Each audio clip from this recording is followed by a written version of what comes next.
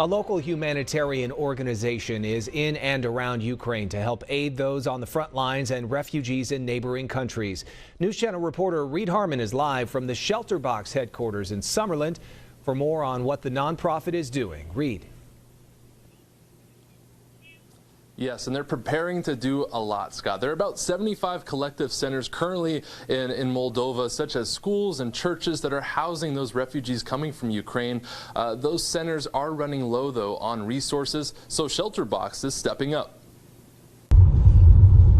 Shelterbox has boots on the ground in Moldova and western Ukraine as the humanitarian crisis intensifies. There's a concern that as they're already pretty stretched in terms of their resources, we think there's going to be a lot of need for humanitarian organizations like ours to kind of step up and fill that role. Shelterbox is focusing on a variety of projects that really help meet the basic needs of both people who've been internally displaced within Ukraine, and we have two projects ongoing in Ukraine, and actually we have aid that's currently being distributed in western Ukraine. One project is delivering mattresses to schools and churches in Ukraine where people are seeking shelter.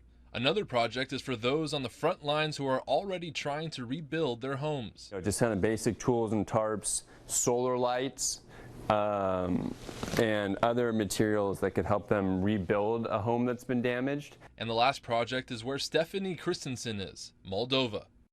So there's about 380,000 refugees here, which is 15% of their population. Moldova is one of the poorest countries in Europe. And they're not part of the European Union, so they're not getting the same funding. Stephanie has been with Shelterbox for 8 years, but nothing she has seen has quite compared to this. Families we've talked to don't know what's next for them.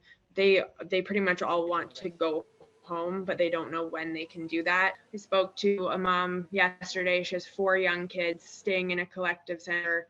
She told us her story, which was obviously very emotional for her to relive. And we're just so grateful that she was willing to paint that picture for us.